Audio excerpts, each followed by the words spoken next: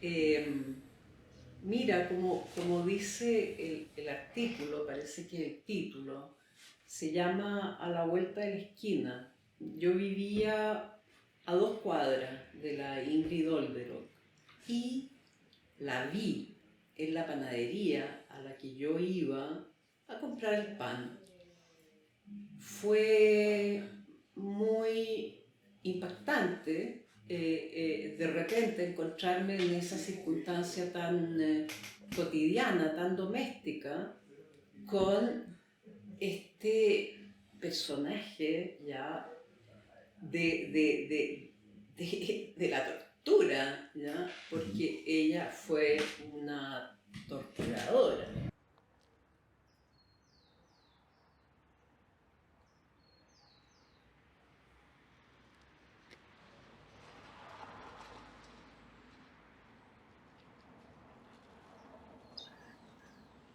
Pucha, lo que pasa es que tampoco creo que tengo tanto que contar. Entonces, la verdad es que te voy a contar lo que te puedo contar, pero no es mucho, digamos. A ver, eh, nosotros nos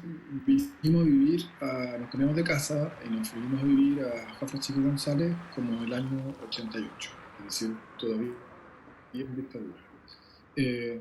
Yo tenía 10 años en ese momento, o 11, en el 89, y me volvía del colegio todos los días en micro, que era una opción bastante particular de mi parte, porque podría haber venido caminando, pero me venía en micro y me bajaba de la micro en Coventry con Irarrázaval. Entonces siempre caminaba por Coventry hasta Estrella Solitaria para luego llegar a la casa.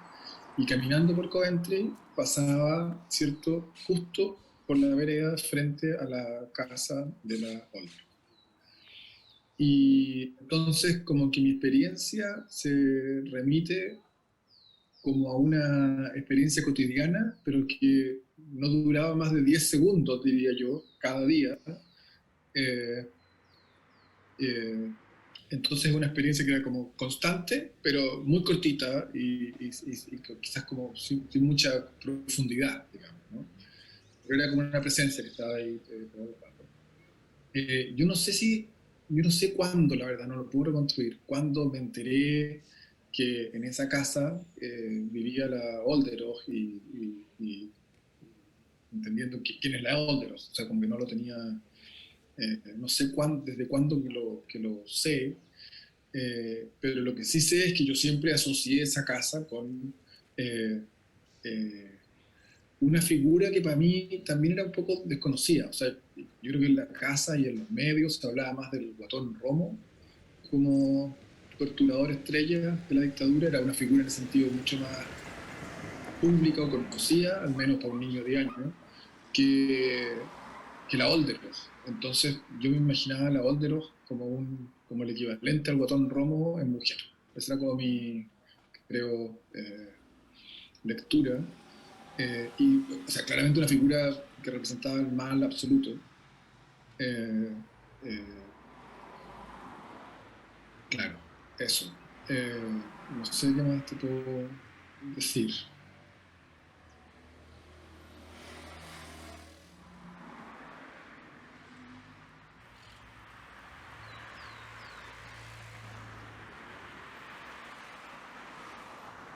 Eh, ¿Por qué se conocía la identidad corporal, la identidad del rostro de Olderock? Es porque ella había salido en los diarios a propósito del atentado que hubo en contra de ella, muy cerca de ahí, en la calle eh, Coventry.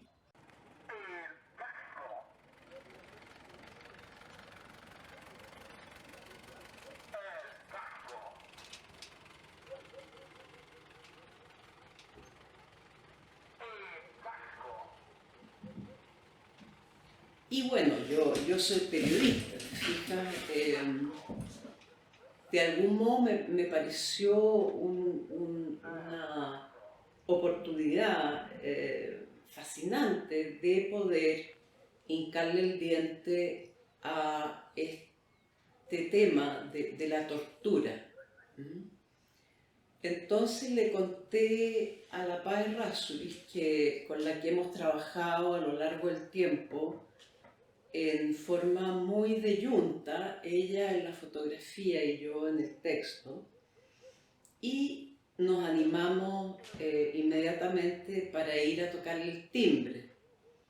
Identificamos su casa, que no era tan difícil porque tenía una camioneta con una pegatina que decía "Yo amo a los perros". ¿Mm?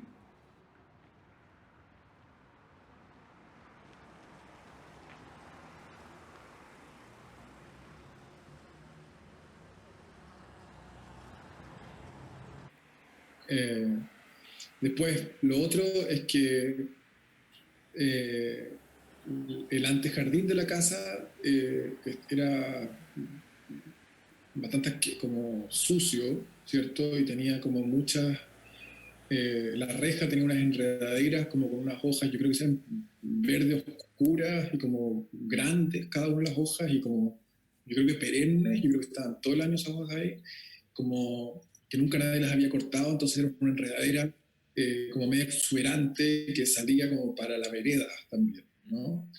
Eh, y ¿qué más? Había un estacionamiento de auto y ahí había un auto como del año uno, siempre también todo sucio, ¿no? Como con, no sé si gatos, ponte tú caminando por arriba del auto todo el rato. Entonces, este auto que era básicamente un, un, como un trasto, así, como una cosa que yo no sé si funcionaba ese auto, no sé si alguna vez no vi el auto estacionado, yo creo que ese auto siempre estaba estacionado ahí, eh, una chatarra, ¿cierto? Bueno, eso, ¿no? Entonces era una casa muy sucia, con unos pastos que salían como súper altos en el antejardín, con una reja, con una enredadera también que nunca nadie la había cortado y que como que invadía un poco el espacio de la vereda.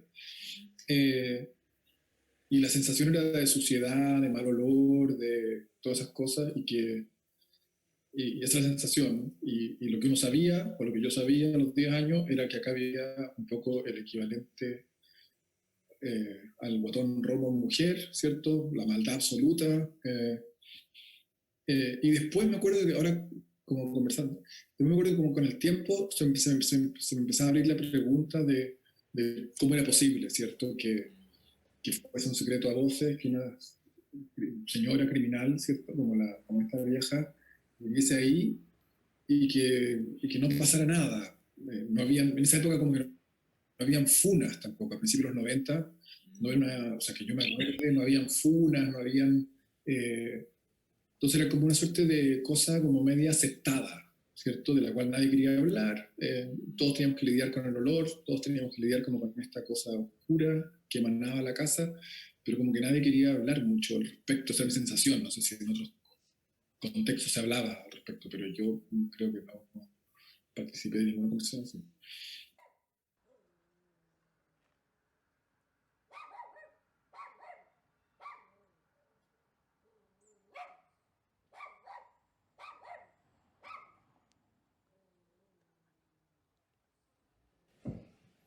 Yo no sé si ella tenía alguna ilusión con quedar situada históricamente como alguien que había sido víctima de las circunstancias.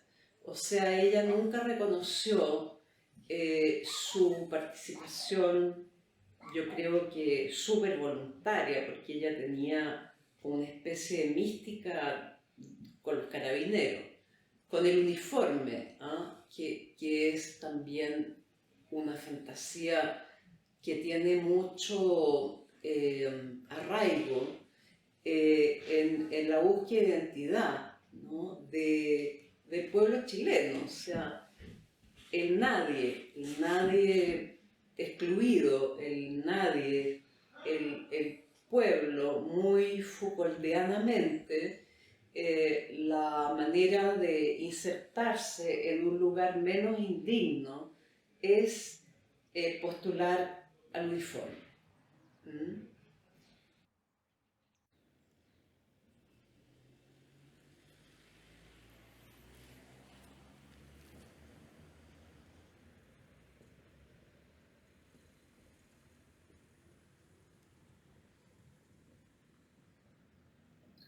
Yo creo que no hubo ninguna como ocasión o evento puntual que al menos yo retenga así en la memoria, pero creo que la experiencia de pasar por la casa de la Olderos todos los días era siempre bastante parecida, digamos, ¿no? Y era una cuestión como más atmosférica que otra cosa. Para empezar, como que un poco por el olor que emitía esa casa, eh, eh, un poco antes de llegar a la casa misma, o unos metros antes, tú ya sentías el olor. Entonces había un olor muy asqueroso, ¿cierto? Un olor así como a caca de perro, que llevaba ya muchas semanas ahí podrida, ¿cierto? Y a un olor como a suciedad y a una cosa rancia, un olor como súper penetrante. Y ese olor penetrante empezaba como unos metros antes de literalmente llegar al frente de la casa y continuaba unos metros después. Entonces yo me acuerdo que una de las cosas que yo hacía cuando chico era que todos los días cuando pasaba por ahí aguantaba la respiración. Y una de las cosas que me acuerdo era como tratar de volver a respirar en el momento exacto en el cual ya no sentía el olor, pero no mucho más lejos. Entonces a veces como que perdía la competencia conmigo mismo porque inhalaba, no sé, 2 metros después de pasar la casa, pero todavía había olor mal, ¿no? Entonces como que había toda una cosa de como entender que los límites de esa atmósfera eran un poco más amplios que como que la casa era un poquito más grande que la casa misma, ¿no? Que el terreno mismo. O sea, como que hay una cosa de como dos espacios, como un espacio eh, olfático, así, un espacio sensorial y un espacio como más físico, y uno era más grande que el otro. Y entonces yo me acuerdo, me resultaba como interesante jugar como con ese límite entre las dos cosas.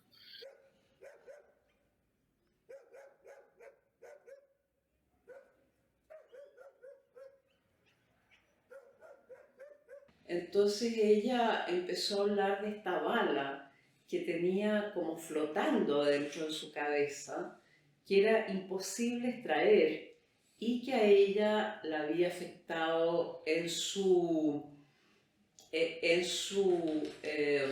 facultad mental, en la cual, digamos, uno de los efectos había sido el olvido. ¿Mm? Entonces, por supuesto que esto se conecta con lo que conviene recordar y lo que no. Tema que a su vez se conecta con el tema de la memoria en el caso del país entero. Yo creo que el recurso del olvido ha sido muy, muy gravitante en el devenir de esos años y de la historia.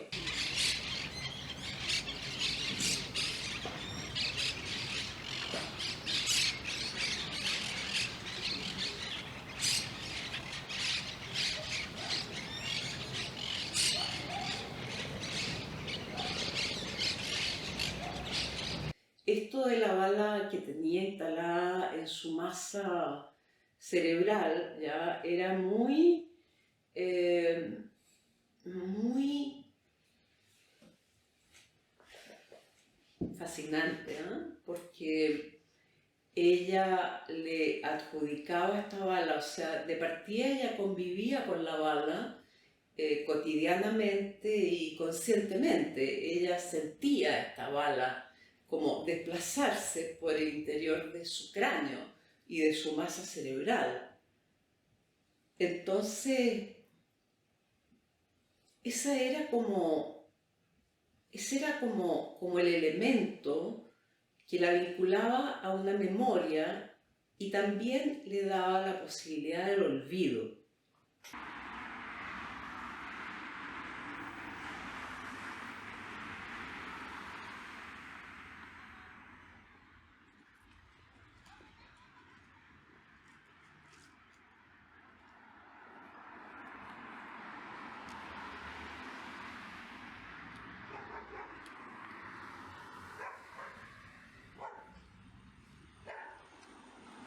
Entonces yo por alguna razón tenía como asociado que la casa de la Olderock era lo que venía exactamente después de ese condominio. Eh, y bueno, nada. Eh, y como que ese condominio de alguna forma representa para mí lo que ha pasado como con Ñuñoa, ¿cierto? En los últimos 20 años. Es uno de los primeros como condominios que se construyen en la zona, después viene como un montón de otros, y que todos consisten como en comprarse una o dos casonas antiguas de Ñuñoa, demolerlas y construir, ¿cierto? Unos condominios de FL2 o de cualquier otro tipo. Eh, entonces, como que me parecía como interesante pensar en ese condominio como, como un fenómeno como súper de la transición también, porque o sea, si bien ese condominio fue construido a fines de los 80, es como representativo del desarrollo urbano de Ñuñoa en la transición y que implica, bueno, este corte como con la estructura antigua urbana de Ñuñoa y la mercantilización del espacio y todo eso, ¿no? Como eso y la Oldero al lado, porque también de alguna forma su como presencia ahí, un poco no tan disputada, sin funas y sin cosas, como que también eh, es como representativa de una transición que ocurre como con estas presencias, pucha, súper nocivas, de las cuales nadie habla, con estos como malos olores, por decirlo así, la figura del mal olor, cosas podridas que vienen de la dictadura y que se quedan en transición y que nadie cuestiona, como que lo representa yo creo que un poco perfectamente. Claro, entonces como que sentía que esos dos lugares, la casa de la Olderos, que a 20 metros de ella, esta como supuesta modernidad, esta supuesta como nueva clase media que emerge como consecuencia de las reformas económicas de los 80 y que se expresa particularmente en Ñuñoa, en todos estos condominios, etcétera. Como que esos dos lugares van juntos, ¿no?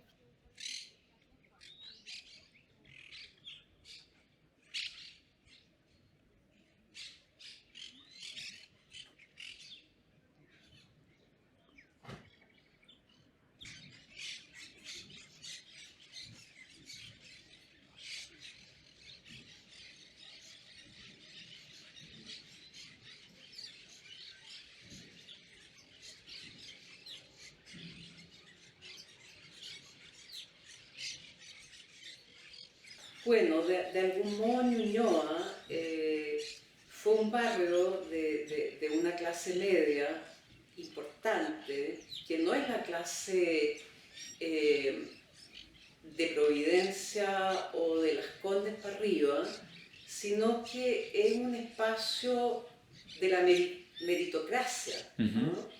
De la meritocracia y de la idea de una democracia más crítica y más lúcida. Bueno, esto con la transición se fue transformando en un barrio, eh, como dicen, ¿no es cierto?, los negociantes que se disputan territorialmente los barrios de Santiago. Ñuñoa se transformó en una oportunidad para el capitalismo, ¿no? Y empezó la demolición y la oferta de departamentos con edificios en altura que arrasaron con una parte del barrio. Cambió el carácter de este barrio. Eh, yo diría que, y que tuvo que ver con la plusvalía de todas las propiedades, ¿no? En medio de eso, la casa de la Olderock quedó como una especie de garrapata siniestra, ¿ah? Si tú pasas por ahí, no sé si hasta el día de hoy, porque no he pasado por ahí, pero como un lugar perturbador, como un lugar desaliñado como puede ser empobrecido, un lugar también deshabitado, puesto que la Olderock se murió no sé en qué año, pero se cumplió también esto que ella decía, que no tenía ninguna perspectiva de futuro cuando la fuimos a entrevistar. O sea, en el fondo era una persona que ya estaba muerta, que ya formaba parte internamente incluso ya de una cosa póstuma.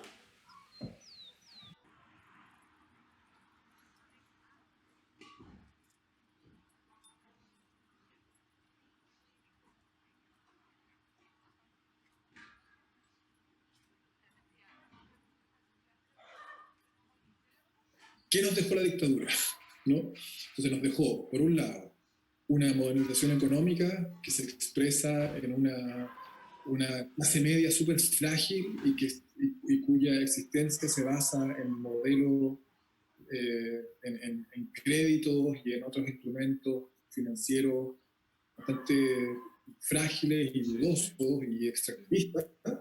Y nos dejó, en el año 92, una casa del mal que irradia mal olor, ¿cierto? Y que de alguna forma, y de la cual no se habla, porque no estamos en la época de las fumas todavía, estamos en el año 92, ¿no? Entonces, como que creo que en ese momento estos dos espacios que están súper cerca uno del otro, el Coventry, permiten hacer como un buen resumen de la herencia de la dictadura, de alguna forma, y de sus... claro, de cómo estas se expresan en una calle, ¿no?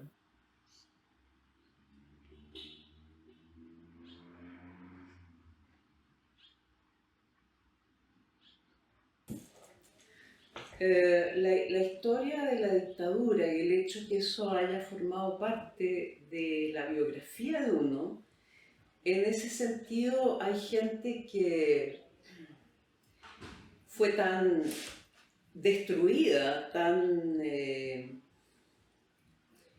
francamente destruida, ¿no? Desde los desaparecidos hasta los torturados, los exiliados, etc. Este país en realidad se acabó, en mi sentir. Entonces, la sensación de que la memoria personal de uno es tan exigua, es tan incomparable a estos grandes sucesos de las masacres. ¿Ah? O sea, que el hecho de que hayamos ido a entrevistar con La Paz a esta especie de símbolo de los laberintos del horror, ¿ya? Como te dijera, me hace sentir que yo estuve mínimamente allí, ¿ya? No es que yo tenga una culpa respecto de lo que tendría que haber sido mi participación activa durante la dictadura, pero la misma memoria personal de la dictadura se transforma en una tremenda majamama. No hay un relato paso por paso, temporal, coherente. Hay mucha borradura también. Entonces, esta demanda por parte de una persona que está haciendo un trabajo que pasa por lo simbólico, que pasa por una intención de involucración, ¿ya? Creativa con un tema así, me gusta, me produce una sensación de compañía. Sí. Eso. Okay. Del 76. Listo.